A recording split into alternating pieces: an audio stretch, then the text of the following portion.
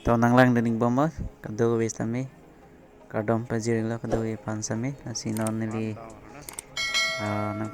pini video banggalan no so all thing one bom la no so gari pen so gari non all thing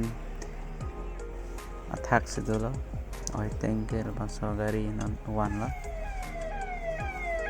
asila so gari Kewan Ali bihe ke posi mane ke dam dingdar chelo asi ke dam dingdar no sila kadu kabila traffic atum sami ladak traffic tum sami dingdar chelo gari sami pupu sami khang nang kok la phe prang sami apen gari khang bon bom la pu pachit saba sap si padam pon bom la pen la ang song garen ari wire mokha sami pajok dum bom la dak tharlon bengi chudum si phe prang sami dulak lo sina dak so gari oil tank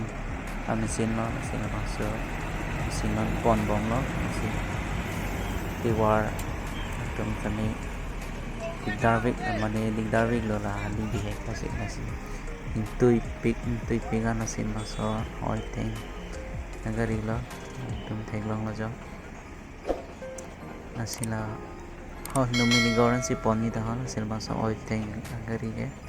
si jang thu kang syria mesin no labang halo asi alang le tum non so gari la pu non manja taon anang le la manja taon lo asi manja bajar non ki parpo pala asi taon non parpo pala asi bas ten ni dom dom la asi la red flag apke prang sami dola red flag la pe prang sami red flag kini pon bom lo apu sami gari tum han lang pon bom lo sai kuri pon bom lo red flag sami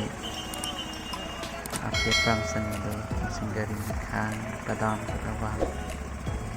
ko gari khang ki purang de gari masing ding ping la so oi teng pon gari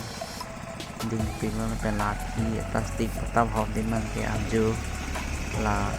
black air ke ora tun da ki sang kon pon din amju sina da kan bo ha ke tun sedang lo la plastic ki hop din man ke si la da le ti ke la tum ke la son si peni pon bo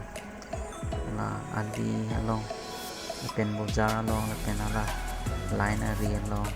pini nal suni line anta avilo se line tim lab lo line anta mini bon lab si